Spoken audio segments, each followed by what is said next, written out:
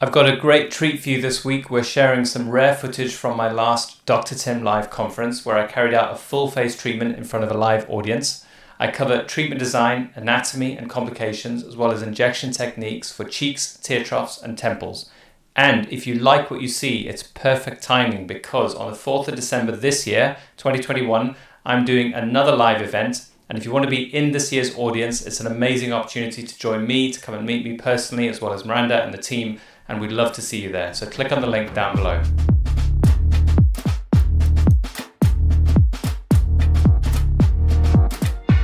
So I'm going to now attempt to lay the first layer of support for her cheek.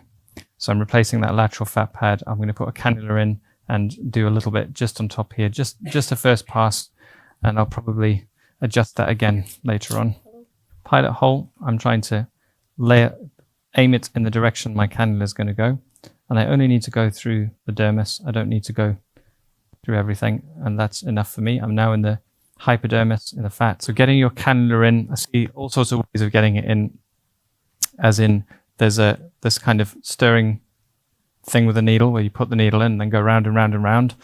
My idea of what's going on there is the sharpest bit of the needle is doing something underneath, and then the blunt bit that's not really that good at stretching the skin is just going round and round. So it's not necessarily that effective, and mostly I don't think you need to do very much at all other than just aim properly. Just pop a little swab on top of that. So anyone who's seen me do this before, I think I'm unusually gentle compared with many. I really don't like the idea of tearing through to get somewhere. I like to try and find an easy route. So I'm just trying lots of different angles, maintaining my overall direction of aim and trying to sneak through without causing any trauma. And we're right back now. So now I'm right where I want to be. I'm on the superior surface of the zygoma. And this is where, particularly with a cannula, it's very sculptural. I'm just kind of, it's a lot like shaping if you're a sculptor and you're chipping away a bone, but it's the reverse because it's additive. But I'm just adding little bits. I'm seeing what the result is like. I'm checking it, doing a bit more, and just gradually increasing the volume. This is Voluma as well. So I'm also, having asked that question about the temple, I am actually slightly in the temple now because I can see a little shadow from where I'm at. So I don't know if you can see it, where I can just see the connection between the cheek and the temple, and I just think I'm going to smooth that slightly. But going back to how I started, I have an aesthetic goal, which is I want this to project out a little, but not too much for the temple. And I'm continuously referencing that goal as I'm going.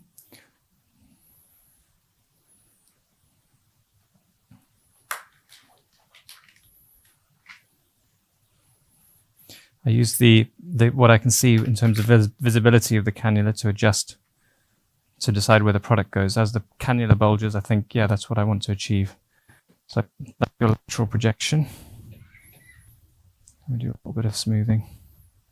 So the next thing I'm going to do, which is harder for you to see, is do some anterior cheek projection. I just know if you turn your head a little bit to the side, you might see that this area is projected more further forward than up here. So I'm basically trying to get the cheek to project a little bit more like that. And that's part of what will help lift the lower face as well. So with this, I prefer to do deep, and it's onto the anterior surface of the zygoma. You can feel the angle of the zygoma here. So what I'm now seeing in my mind's eye is this alignment with the zygoma, but I'm on the anterior surface. So looking at the skeleton, you might be able to picture that it's the anterior surface of the zygoma I'm trying to augment. Now the artery, as we've said, it runs medial to it, the facial artery, and then beneath it or inferior to it as the transverse facial arteries. This is a relatively safe place to go deep and touch the bone.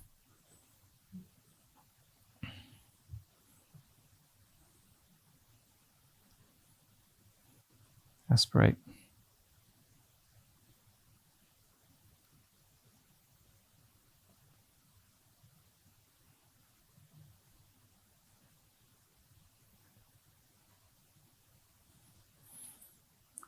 And then a little bit of molding just to shape that in.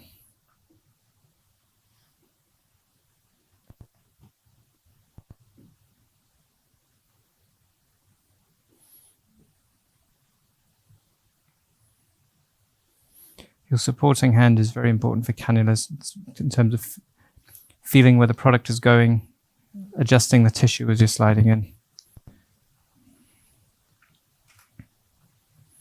Finding that easy route.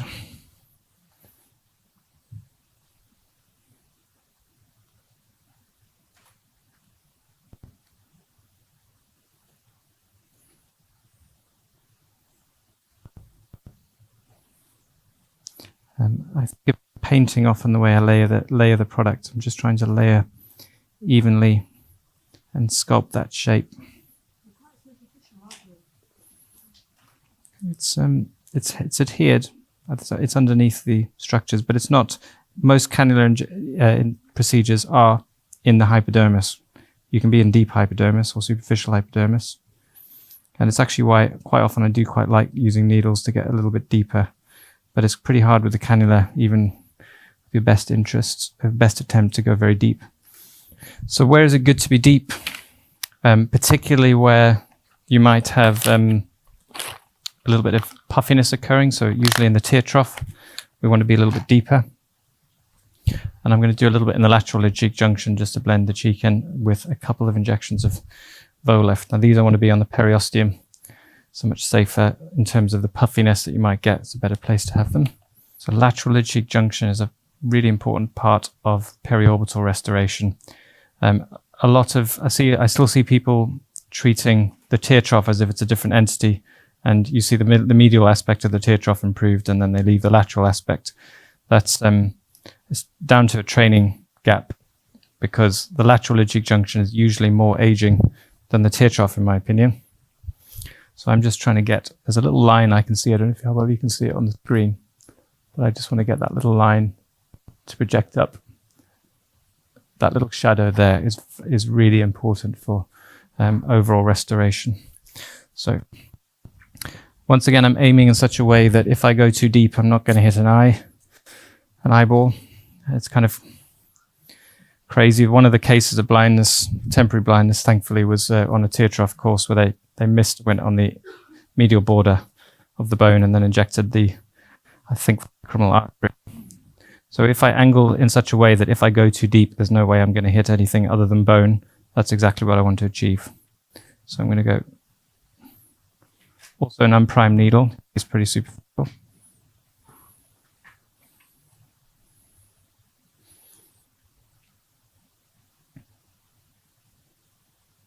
.05 might be my first pass.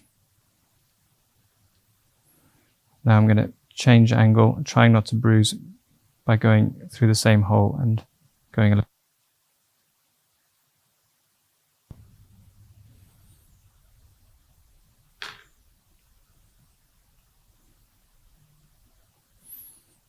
Okay.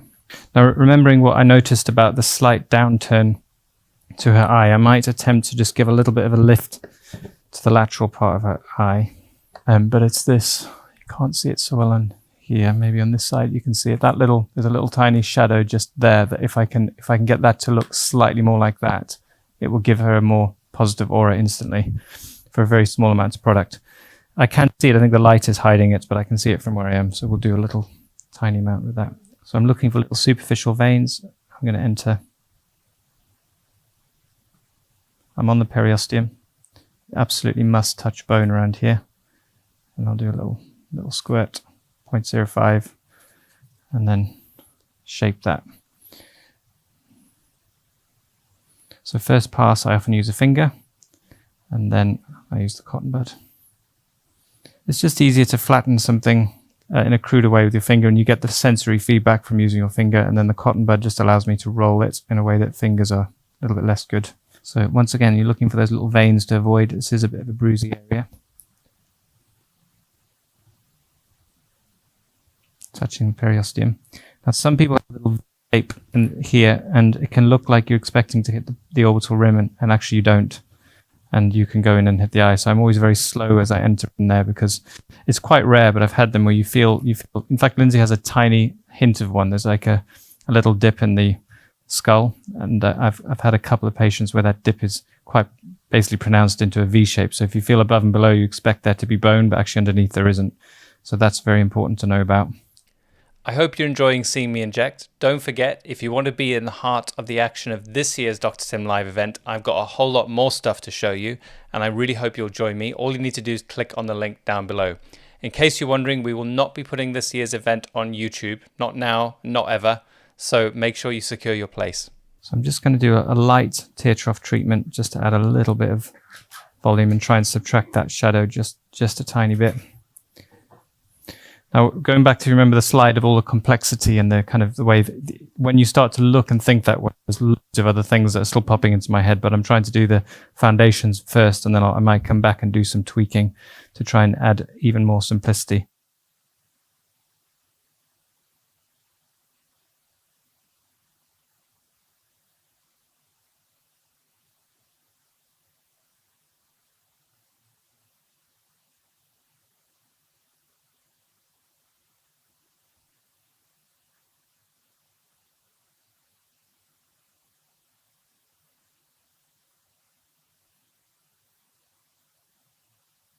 As I was saying before, that case of the infraorbital artery being occluded could have been caused simply by an angle of entry that was just slightly more inferior like that. So I'm always trying to enter now at right angles to the facial plane.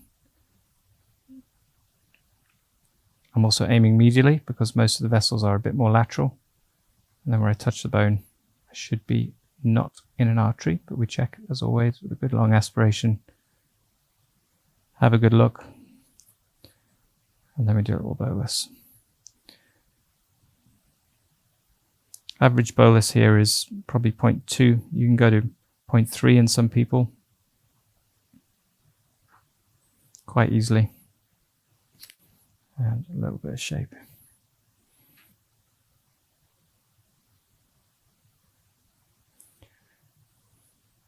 You can do this with a cannula too. I'm quite happy with the anatomy that it's actually not, it shouldn't really be near the artery with all those things in place. But cannula is acceptable. You will be in the fat though. It's very hard to be as deep without causing quite a lot of pain.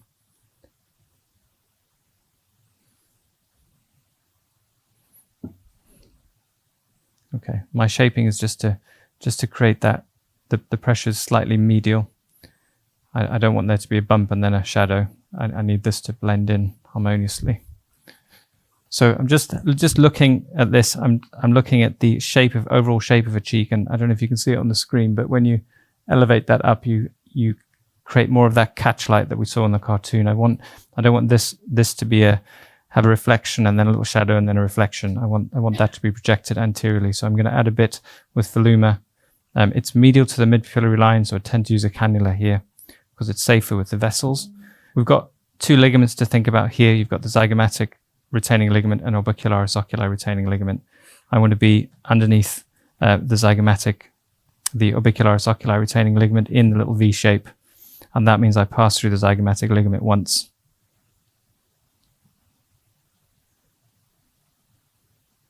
Just into the dermis, through the dermis, into the hypodermis. Sorry, needles.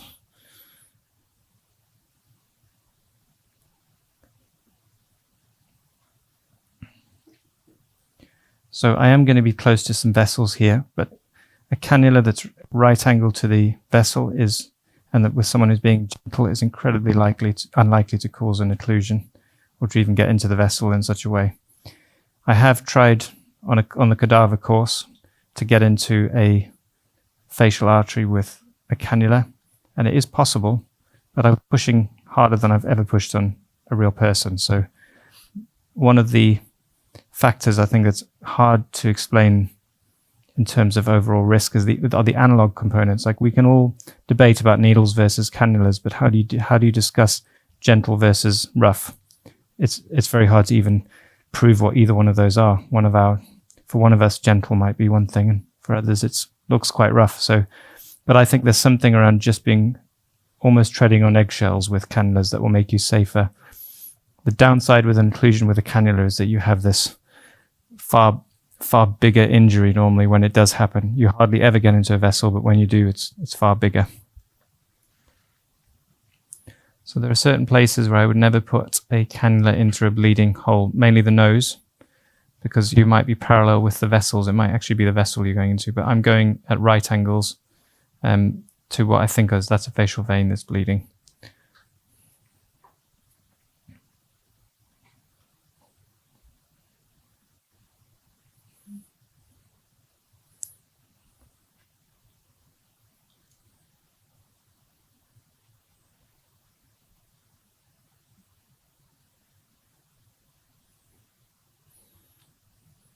If I feel a bit of resistance, that makes me, and I certainly wouldn't, if I pop through anything that feels significant, then I might stop and aspirate again.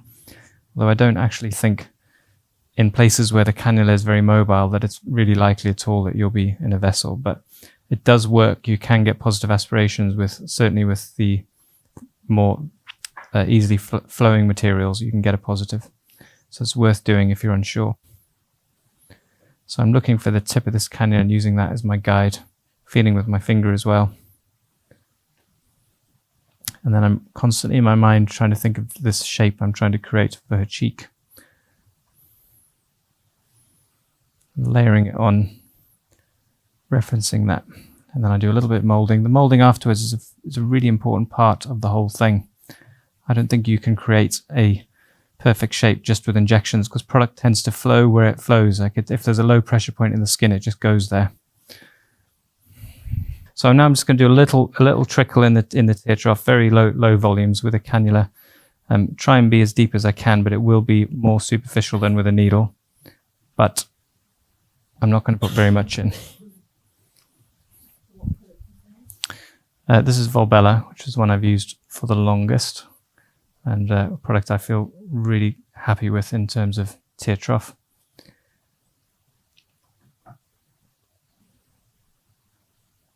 Okay, so I'm looking for that little tiny track where I can see the cannula is.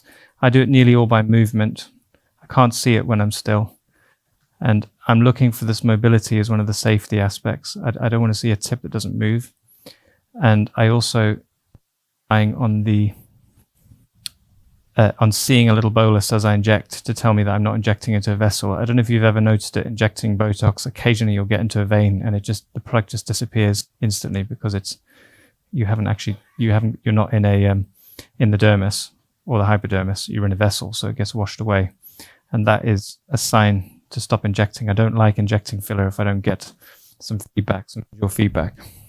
So first injection is going to be the temple. And what are we worried about in the temple? What's the first thing you think when I say, would you like a temple injection? I can't hear anyone in particular. Lots of people have thoughts. Someone shout something. Blindness? How do you get blind from a temple injection? Which artery? Temple artery, yeah. So temple artery is superficial. There are two deep ones. Are they also a risk for blindness? It's debatable. I don't think that they are, because they actually come off the zygomatic artery. So you're much more likely to be causing an injury to the branches of the zygomatic, the maxillary artery. So really what I think most of the cases of blindness have come from injecting temples are with low viscosity products injected into the superficial temple artery. And there's a connection. Basically, there's an anastomosis that runs from the superficial temple artery and then connects with the supratrochlear in quite a high number of people. So it's this flow of product all the way down here and then back into the orbit.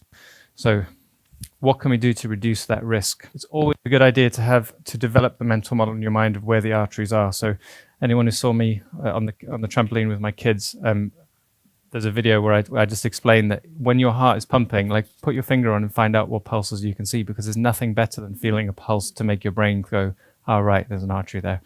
So if you have a nervous patient as well, Lindsay feels quite calm to me at the moment, you can often feel their pulses, and that's helpful. There's a specific thing to avoid. So I can feel the entry of the facial artery here in the notch on the jaw, and that will normally, in most people and everyone, it pulses up in a tortuous fashion towards the oral commissure.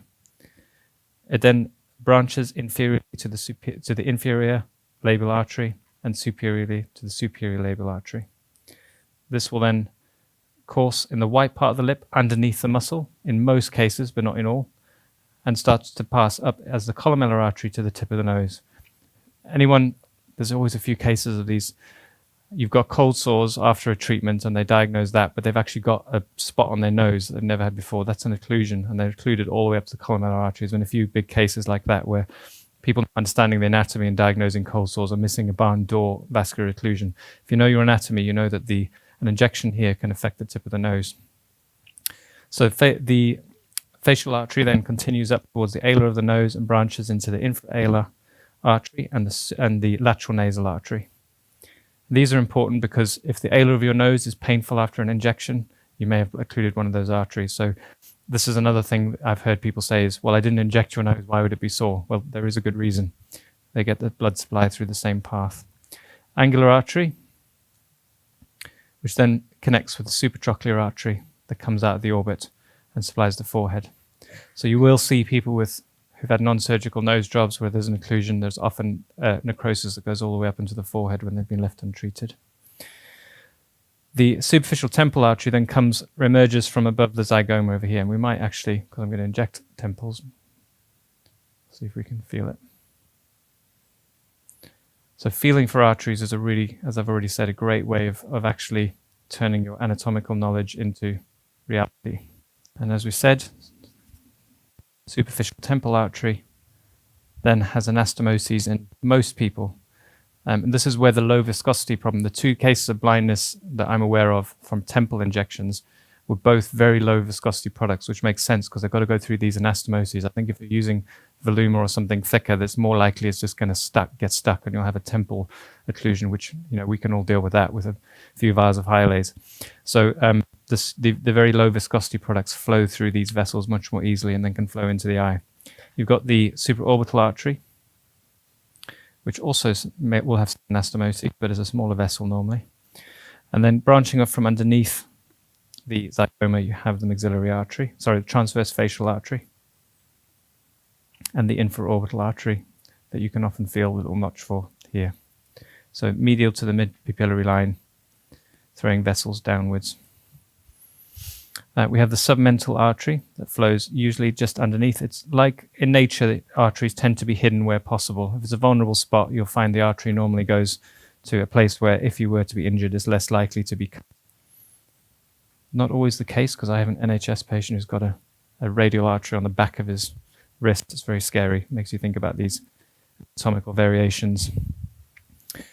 Okay, so those are the key vessels and those are the things. Sorry, branching off the most important one actually, which is branching off from the maxillary artery or the deep temple arteries. So these tend to be relatively short if the muscle is small, and they may be bigger if you're injecting with a stronger muscle, or with a stronger muscle there, that they may, in theory, there's more blood flow. So we want to be careful of these deep temple arteries, which is the last thing that's going through my mind before I inject, is what can I do to avoid those. So one of the things that's going to help me later is if I add volume back here, it's going to pull that tissue out. I actually might come back to that. And there's another way of filling the buccal fat pad through here. From where you're doing the jawline, you can go up. So I might do that and give me a bit more of an ability to reach slightly deeper. So realizing that all these tissues affect each other. So chin up here, lateral to the face, cheek, jawline, they're all going to be involved in pulling this structure out. So I'm going to get at it from all angles. She has a little, I don't know if you can see it, there's a little P shape here, which is an indication for treatment along here, and these little lines above her ear, those all tell me that there's fat pad loss, which if I add volume here will pull back. This is a useful indication to see this complexity as well. If you look at the before pictures from 20 years ago, there's none of this complexity. So we can add quite a lot of product here to pull back. So what's directly underneath here? Salivary gland. I'm seeing these injuries come through now, which come from, I believe it comes from getting the cannula underneath the parotid fascia. And it feels different if you're in that plane. It's much harder to pass the cannula, and you're effectively tearing the surface of the gland as you're going. And the patient then gets something that you might think is a hematoma because it comes up quite quickly. But it's not, it's saliva. So there's no color to it and it swells. One of the other clues is that when they're about to eat something, it swells and then it goes away. So it can be pretty disturbing because sometimes they're quite big. And what we need to do is avoid that by being at the right plane. So the first thing I'm thinking about here as I go under is how do I make sure that I'm not too deep? I want to be in the fat. I'm replacing a fat pad, not replacing a salivary gland. And that's sliding nice and easily for me. So that's giving me confidence.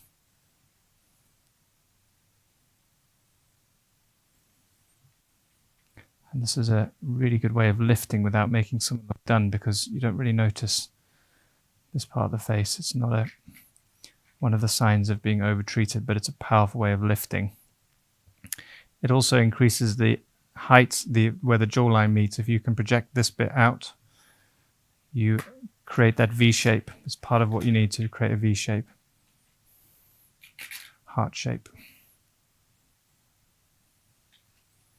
I don't want to be anywhere near the nerves here, so I'm also feeling with my finger to make sure that I'm superficial enough. And then a little bit of shaping.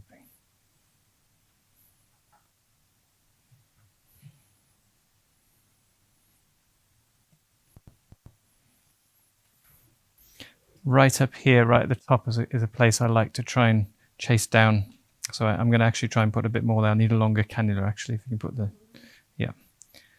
And it's part of the cheek, and you can do it as part of the cheek, but the facial artery the superficial temple artery emerges just above it. So I like to do, if I'm going to be this lateral, I like to be with a cannula, and I'm going to add a bit of volume just in that little shadow. And if you can just see there's a tiny little shadow, it's clearer to me than it will be to you, but that's a great place to try and get a lift.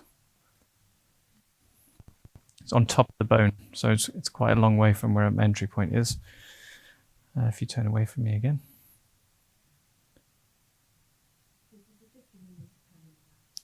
Yes, it is, that's right. So it should be able to reach all the way up.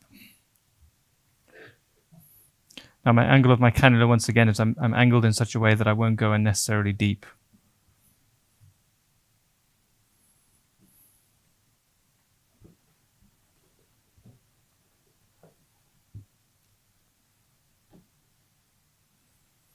If your patient jumps, that could be that you're near a nerve, so also another reason to stop.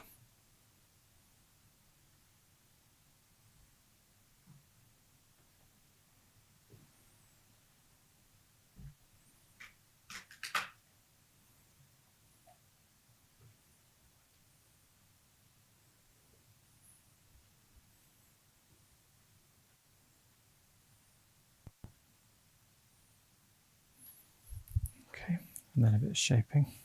I like to the projection and then reconnect it. So what I'll do first is actually it'll look like a downgrade, which is so chin will become more prominent, and then I will connect it afterwards so that it becomes straighter. I might actually do that first and then do some more of the buccal work and then come back to that. I'm trying to assess how much pull I can create. But chins are. I say now she's got, if you look at the before pictures again, she's got a little groove here which she never used to have as well. So this is something, that little separation here, if I can get that to become the new low point on her chin, that will make a really good difference. So that's going to be my first injection, because I know she had a very petite chin with a good angle to it. So I'm completely midline.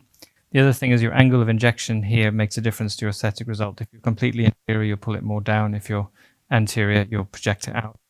I actually want to be, for this first injection, about 45 degrees. Should go in, touch the bone. It's very easy to miss the bone at this point. And then you have to go probably in the mentalis or underneath. Good aspiration. I'm putting a bit of pressure above because I don't actually want to project her chin forward. I want to project it down more than forward. That's 0.2, 0.25. So that's step one. So that's made a nice difference already. Now I may revisit that, but I'm going to do it in stages when I've found out whether I can project this out. So let's do I'm constantly with patients just reassessing how the connectivity of the tissues. And one of the things that's crossing my mind is, can I pull the jowl back more by doing some needle work on the bone to pull from behind, because I really need to get as much as I possibly can. I'm really digging deep to get this to pull back. So I'm going to think about adding a little bit of volume on the posterior ramus of her mandible. Okay, so entry point. I'm thinking about what can I do with this entry point? How can I cover as many places as possible? So I definitely want to cover this connection here, that one there, that one here. But I'm also thinking about going back into this on both sides, adding some volume from inferiorly. So we'll see how that works. If you can go back on the phone, shoulder, oh, that's it.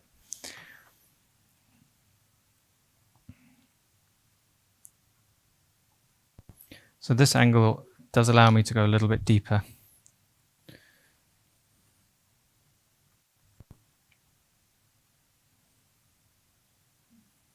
As far as the buccal fat pad is concerned, but I'm quite far away, so I'm not going to be too near any of the important structures.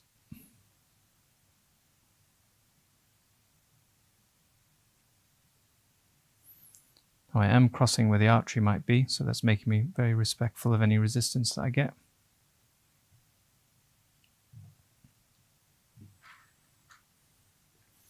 A little pop through there, so I'm going to give a good long aspiration.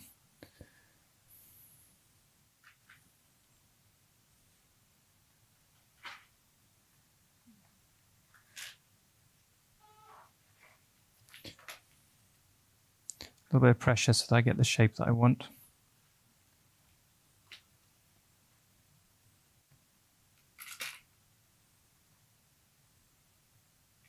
It's flowing very easily, getting very little resistance.